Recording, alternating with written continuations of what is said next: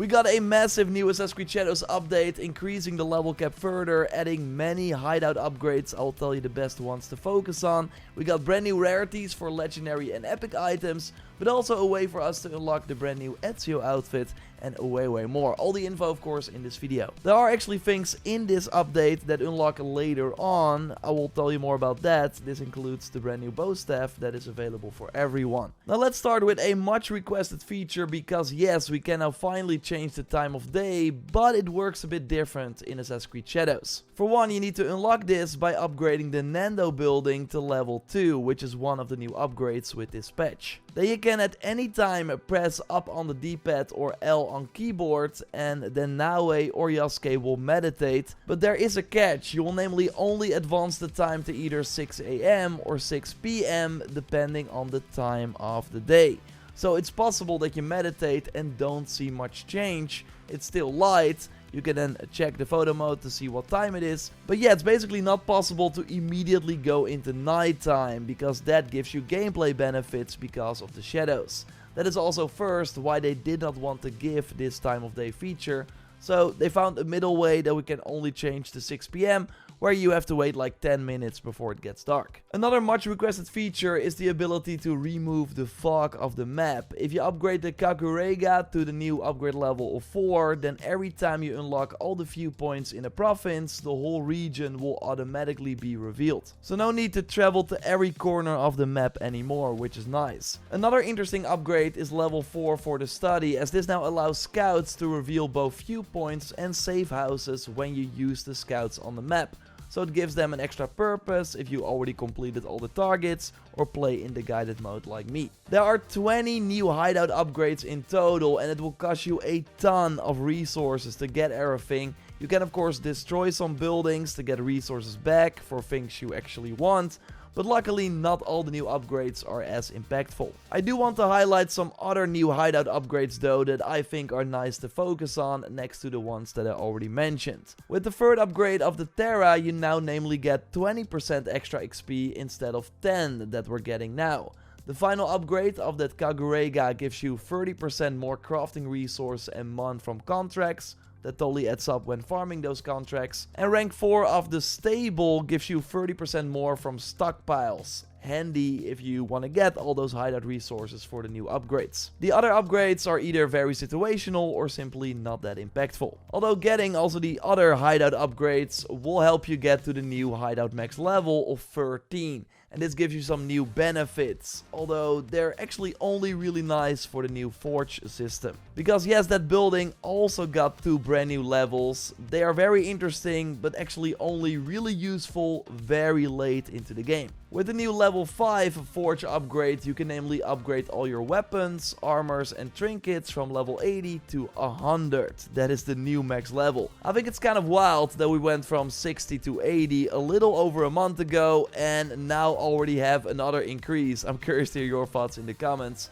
I want to focus on the more interesting new upgrade though, level 6. Because this lets you enhance epic and legendary items to brand new qualities. We'll tell you everything you need to know. And real quick, leave a like if you like the video so far, and subscribe to be up to date on everything Assassin's Creed Shadows. So how it works is as follows. You go to the blacksmith and go to the brand new enhance tab, and then select an item that you want to enhance. Epic gear only costs you resources, but legendary gear already costs you 1 gold as well. For epic items you also need 2 gold, and for legendary items 3 gold pieces next to the crafting resources. When you enhance an item, you basically add a new level under the player level. These are new upgrade levels you can enhance further by putting even more resources into the item. Now I'm of course just doing things here for the research of this video. I will revert back to a previous save, but as you can see, these resource requirements are insane. 60 gold to get 1 legendary weapon to the max level of 9. Not to mention the huge amount of crafting resources that you also need. But yeah, what we are seeing is that all your stats will be highlighted on level 9. This was first not possible on legendary gear, but now every 3 levels 1 stat is highlighted, with the final upgrade even enhancing all the stats if there are 4. And this means that you get a 10% increase next to the regular increases you already get per upgrade level. Now I of course have to put way more time into this, but one more thing I want to note is that epic items don't get more highlighted stats than 1, but the non-legendary perks on these items can be improved. It's only not shown in the preview.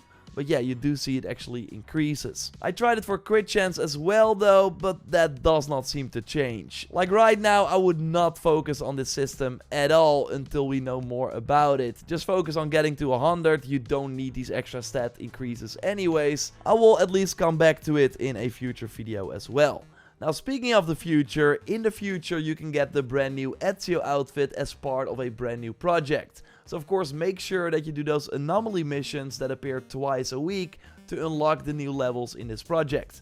Joyce, you've been checking out the project, take it away. You got more details about this. That's right, Jor. The newest Animus project that's been added is called Sanctuary and can be activated for free in the menu. It contains similar rewards as the other projects like data files, gold, knowledge points and keys, but the stars of the show are, of course, the new Ezio items you can collect. We've got the rooftop cat, an adorable addition to your hideout with even their paws dressed for the occasion. Next is a legendary Kusarigama whose design already looks pretty cool with the logo etched into the weapon. The perk is also interesting. Press R2 to remove 1 health segment in the area after Rush Assassinate. I only had the chance to try it out once, but it looks like after you perform a Rush Assassination on an enemy, you will twirl around with your Kusarigama to damage enemies around you. In my case, this soldier only had 1 health segment, so it was killed in an instant. Fun fact by the way, the perk engraving for this weapon is called Altair's Blade, a great reference. The legendary trinket Charme Firenze will give you 150% of an adrenaline chunk when killing an enemy using a tool. That will be very powerful with the combination of using your kunai while also being able to use your abilities more often. And finally, we've got the gear pieces of the Ezio outfit. The Renaissance hood removes 1 health segment on a hit after a perfect deflect. And the piece de resistance, the Renaissance robes, have the perk to activate hidden hand after a kill with posture attacks. Once we get hold of all these items, including the fantastic looking robes, we will cover them more in a video. But for now, back to you, Jor. Okay, thanks Joyce. I can't wait to unlock this outfit myself. We'll of course be grinding for it during the weekly reset stream as well. And worth noting is that in the new DLC area there will be 1 extra anomaly mission per cycle, so you can unlock the rewards for this new project faster if you have the DLC. Claws of Awaji of course launches on September 16th, but on that day there will also be some new stuff for if you don't own the expansion. Everyone namely get access to a brand new free mission that will appear after you have finished the main story of the base game, and this will give you access to the bow staff for Naue and the full mastery tree, so they can still play around with this brand new moveset. I by the way did a full story spoiler free video on that new weapon type and everything else the DLC has to offer for if you have not watched it yet. I will leave a link to it in the video description. It also includes a breakdown of all the new abilities for Yasuke that you will also get on September 16th, even if you don't own the DLC, and these are really awesome as well. The update also includes uncapped frame rates for PC, fixes for the Shadow Piercer ability, 2 enemies in the Nightmare difficulty were broken but should now be fixed, and more. I will leave a link to the patch notes so you can read it for yourself if you want in the video description. And of course, if you found any secret changes that I did not mention in this video, let me know in the comments down below. A brand new Helix pack has also been added. We'll go more in depth on that in the future, and of course bring you more Claws of Awaji story spoiler free videos. Check my preview again by clicking on the screen. Subscribe for everything if you haven't already. A like would be awesome, and I will speak to you very soon. Goodbye.